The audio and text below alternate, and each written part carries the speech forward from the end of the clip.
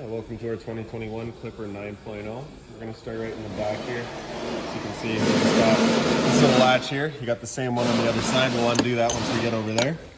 Right down in the back here, as well as in each corner of the trailer, you got these stabilizer jacks here. So what they do is they just come down, and as you can see, they contact the ground. You're just going to give that little nut over there another turn or so just to firm it up, and it just kind of gets rid of all the bounce and sway in the trailer that you get when you're just sitting on your tires.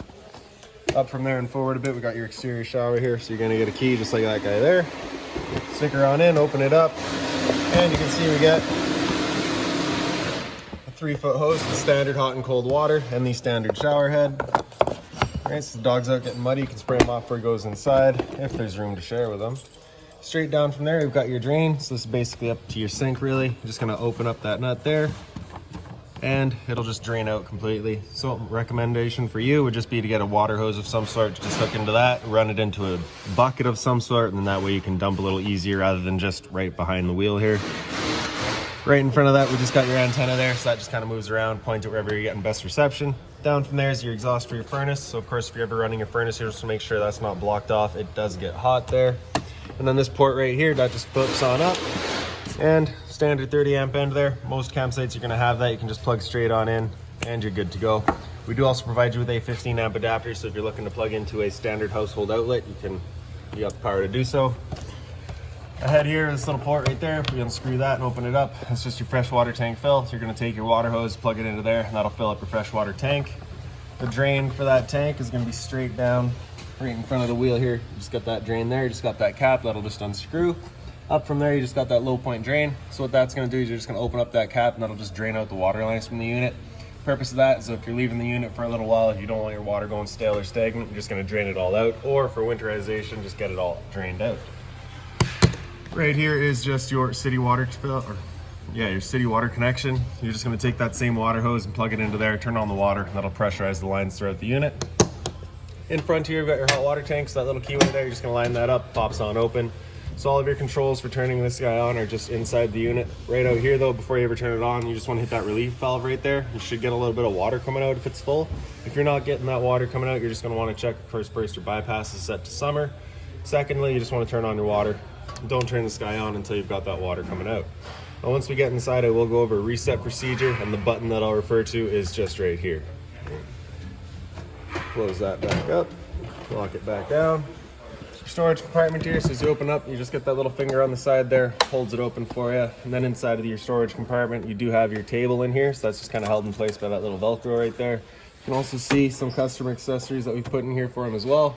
And this little white bag here holds a little mesh room that attached to the back of the unit, just opens right up and kind of gives you that extra added outside space. All right, to the front of the unit, we do have your 2 front stabilizer jacks there again. Your spare tires just mounted underneath. This black box here is housing your battery, so as long as you're plugged in through that short cord in the back or your 7-pin into your tow vehicle, that battery is charging for you. Propane tank here is a standard 20-pound LP. Just got that little valve up here, just gonna open it up, and that's that. Standard tongue jack with a little wheel on it, so if you're camping, if you're parked, you're probably gonna wanna make sure that wheel's out of there just so you're not moving back and forth. Up front, you do have your cargo rack as well. Right. Down here is just the other end of your storage compartment, so same finger there holds it open. Inside of here, we just got this little water hose we provide for you, as well as that park adapter I was telling you about. It's your short cord 30 amp into here, and then 15 for standard outlets. 25-foot water hose. Up in here, we've also got a little stove for you there, so we can pull this guy out. These 2 arms here are just gonna fold out, and they kind of snap into place there. Then you're just gonna take that top of the channel, line it up in here, let it fall into place, and that's that. Your barbecue is right inside of this bag here.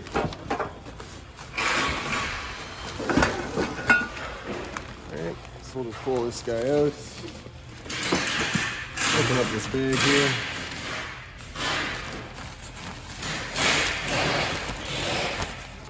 And this guy will just pull on out of there.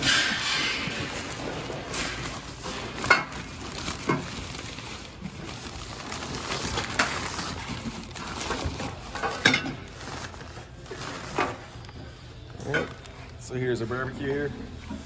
Basically just got this little channel right there. Same thing on the other side. We're just gonna line those up with our little holds here. slide it into place. Once you have it slid on there all the way, you just got that little cable there, has a little clip on the end. You're gonna slide that through. It's kind of a safety, holds it in place. Same thing on the other side there. Now, the little latches in the front hold it closed. Pop her open. We got your propane hose in here. So quick release, you're just gonna pull that collar back and then you can disconnect it, unwind it. And right underneath your knob here, you got your quick connection for it. So you're just gonna pull that collar back, up and into place, let it lock in. There you go. And then down at the trailer here, it's the same sort of quick connect. You're just gonna push that collar back. However, down here, you do have the addition of your valve as well. So you have that valve closed right now. We can activate that collar. Once you open up that valve and allow the flow of propane, you cannot undo that collar. So it's just kind of an added safety there. And so with that all turned on, you should be able to turn it up to max. Put the little igniter here, and once it clears the air out of that propane line, will fire up. So you can just see that flame going if you just kind of look underneath there, or you can use little holes here. Once we're done, we're just going to turn it back up to off. Disconnect it at the handle, close off that valve, disconnect it at the unit, and then I just like to loop the hose around back to itself, just ensures that nothing's getting in there. And then the little dust cap down here as well. Close that back up. And there you have it. I'll pack that up once we're done out here. So in the back of the unit, just got your other latch here. And then in the very back, we just got your pet latch down there, your 2 exterior speakers, as well as your bottle opener. The handle here, just up, over, grab the roof here and just push it on up. Now, just your little flaps on the side here, just want to make sure those are coming over the edge. Just kind of ensures that your water is running off rather than in. Same thing on the other side here.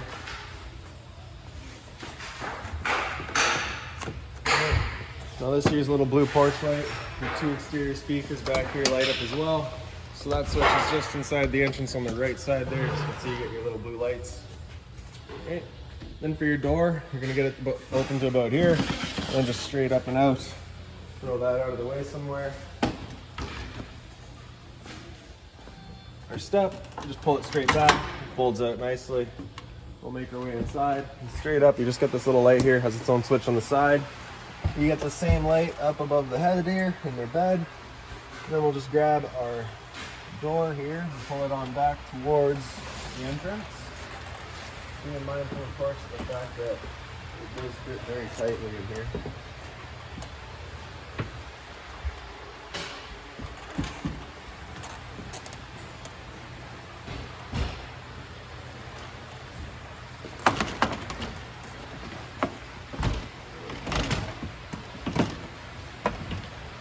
Alright, so this is something you'll hopefully get better with time.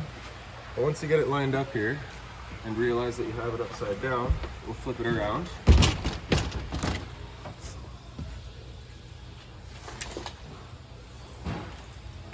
Alright. There we go. Now we should be able to get it in here somewhere.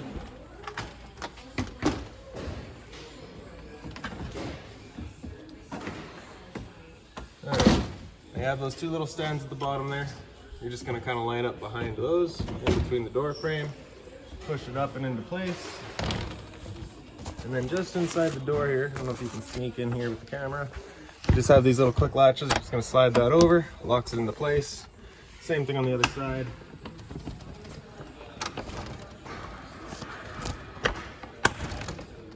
I probably got a better look at them now here. Right, so those are just going to hold in. Those are what's going to hold your door in place. Then you get your Velcro up the sides. And that little clip up the top. Now your top line here is really the most important. That's what's going to allow you to open and close that door nicely, of course. All right.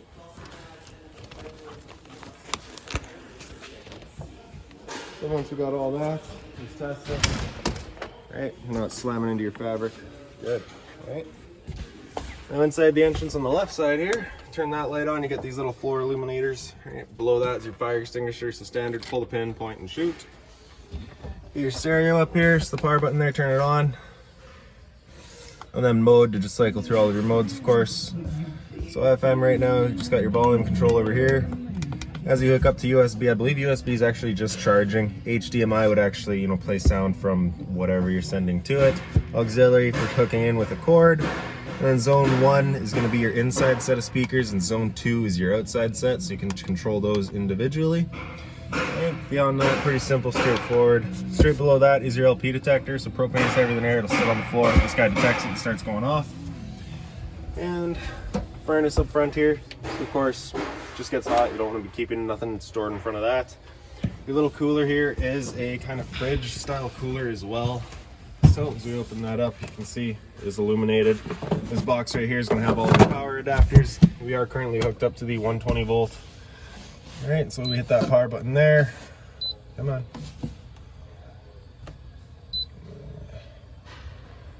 I haven't had much time to play with this thing yet, but I believe with it plugged in, it works. It should just be working, actually, sorry. Yeah, it's cool. Right, so basically though, you have your two different shapes here. You got your square, and then you got that kind of L there as well. That's just kind of signifying which section you're controlling. So your square is going to be the one on the left, your L is the one on the right, just kind of dictating or depicting that it has that drop in the one side there. Plus and minus controls your temperature settings to go through and play with it. Really nice little cooler here. All right, up top in here, you've also got a little charging center, 12 volt outlet, USB outlets. Power outlet here, so GFI protected. GFI outlet is right here. Test on the bottom, reset up top. On the left side here, you've got your thermostat, so your furnace control really. So with it all the way over to the left, that's it off. With it all the way over to the right, that's max heat. Anywhere in the middle is just kind of your temperature selection. But the switch right here is your water pump switch. So as you turn that on, turns on your water pump, drawing out of your freshwater tank to pressurize your system. Water heater right beside it there, so as you turn that switch on, that red light's going to come on, letting you know the ignition sequence will start. Once the sequence is started, that light's going to go out, and it's going to try that 3 times. If after the 3rd time that hot water tank doesn't light up, that light's going to come on and it's going to stay on. So at that point, we'll be going out and using that reset button that we'd shown you. Sat right here, you can hear the whir of the flame. We know that's good. Right. So as we said, GFI outlet, another charging center here, hot and cold water at your sink. Down below is just kind of a little bit of storage here. And so here we've just got your roof vent. All right. So you just got your dial there, 0, 1, 2, and 3. Now with it closed, it does not work. So you just got your little lock here. Unlock that. Turn this knob in the corner here to open it up. And then with it open, we'll select our speed, and you can see she fires right up. If you ever have an issue with it, first thing to check should be this fuse right there. All right, just twist, pops on out. Otherwise, we will close that back up and we'll lock it.